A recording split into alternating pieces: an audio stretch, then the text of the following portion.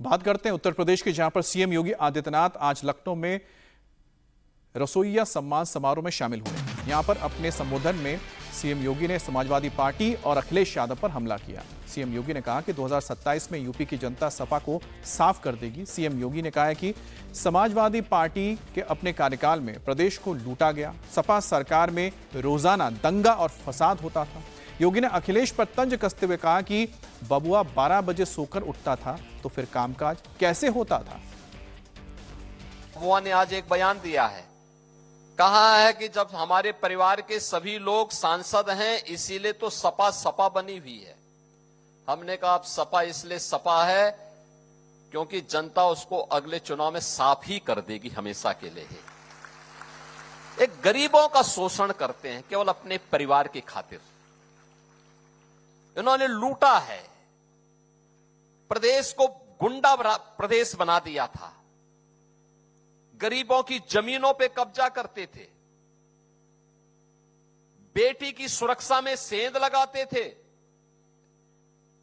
कोई सुरक्षित नहीं था, रोज दंगा, रोज फसाद। पर्व और त्योहार के पहले लोगों की खुशी छीन ली जाती थी। प्रदेश विकास ठप था, विकास के कार्य नहीं हो रहे थे। इसलिए नहीं हो रहे थे क्योंकि प्रदेश के पास कुछ था ही नहीं। आज आप देखते होंगे, कोई बेटी की सुरक्षा में सेंध लगाएगा, किसी बहन को छेड़ेगा तो मान के चलिए कि यमराज के घर जाने का उसका रास्ता तय हो गया है। हम लोग दिन में 18 घंटे कार्य करते हैं, एक एक योजना पे चर्चा करते हैं, एक एक विभाग के कार्यों को आगे बढ़ाने में योगदान देते हैं, तब परिणाम आते हैं। और जब बबुआ की तरह ही कोई 12 बजे सो के उठता, 2 बजे तक तैयार होता, 5 बजे जिम जाता और फिर 7 बजे वापस आकर के उनकी अपनी महफिल जम जाती, तो कहां प्रदेश के लिए समय है। पहले यही होता था, प्रदेश के लिए समय नहीं था, लेकिन अब प्रदेश के लिए पर्याप्त समय सरकार के पास है।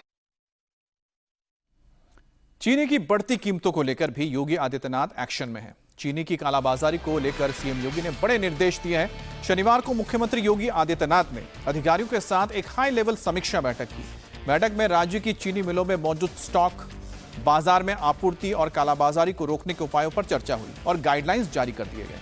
अधिकारियों को स्पष्ट निर्देश दिया गया है, 400 टन से ज्यादा स्टॉक रखने या 30 दिनों से ज्यादा भंडारण करने वाले डीलर्स के ऊपर एस्मा लगाया जाएगा या एस्मा के तहत कानूनी कार्रवाई होगी। बल्क कंज्यूमर्स यानी कि चीनी की 10 टन प्रतिमाह खपत वाले 15 दिनों से ज्यादा स्टॉक नहीं रख सकेंगे।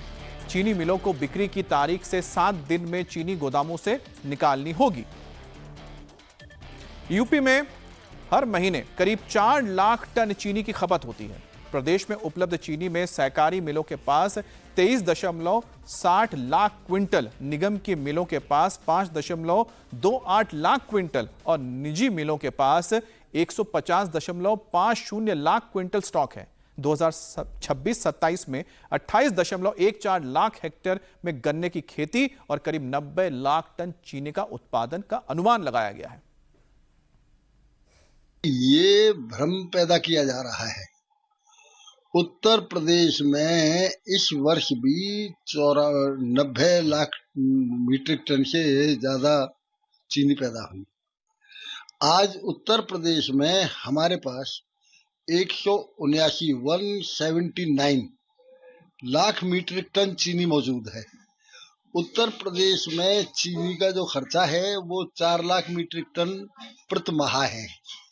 हमारे पास आज भी 150 लाख मीट्रिक टन चीनी अधिक है, जिसे चूंकि कोटा केंद्रीय सरकार के द्वारा रिलीज किया जाता है।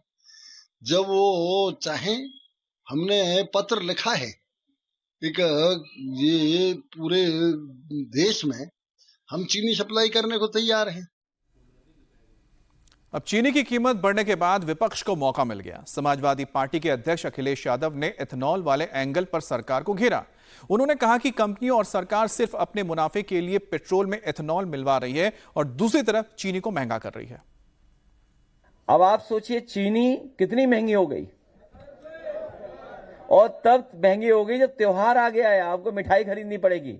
और एक हिसाब किताब लगाओ कि अगर आपका गुलाब जामुन कितना महंगा हो गया होगा, रसगुल्ला कितना महंगा हो गया होगा, बर्फी कितनी महंगी हो गई है, मिठाई महंगी हो गई, साबुन महंगा हो गया, तेल महंगा हो गया, खाने की हर चीज महंगी हो गई। इन्फ्लेशन रेट कितना बढ़ गया। सोचिए आप कि अगर इथेनॉल मिलाना गाड़ी का माइलेज और मेंटेनेंस अच्छा करती है, तो जितनी भी कंपनियां हैं जो मिलवा रही हैं इथेनॉल, उन कंपनियों को बाकायदा ऐड देना चाहिए अखबारों में कि इथेनॉल मिलने के बाद गाड़ी का माइलेज अच्छा होगा, आपको मेंटेनेंस के लिए नहीं जाना पड़ेगा।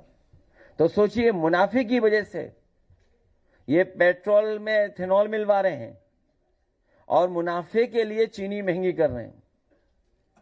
ये जेब में किसके जा रहा है पैसा, सवाल ये है। तो ये आपने सुना कि किस तरह से अखिलेश यादव सरकार के ऊपर ये बता रहे हैं कि सरकार की वजह से ही चीनी की जो मांग है उसमें बढ़ने की वजह से दाम बढ़ गए हैं। लेकिन सबसे बड़ी बात है कि जो उत्तर प्रदेश के अंदर योगी आदित्यनाथ ने अब कड़ा संदेश दिया है और कहा है कि 400 टन से ज्यादा कोई भी अब स्टॉक में रख नहीं सकता है। और साथ ही साथ जो गन्ना मंत्री हैं उत्तर प्रदेश के, उनका कहना है कि पर्याप्त मात्रा में चीनी है और अगर चाहे सरकार यानी केंद्र सरकार चाहे तो उत्तर प्रदेश पूरे देश को चीनी दे सकता है, इतना चीनी का स्टॉक पड़ा हुआ है।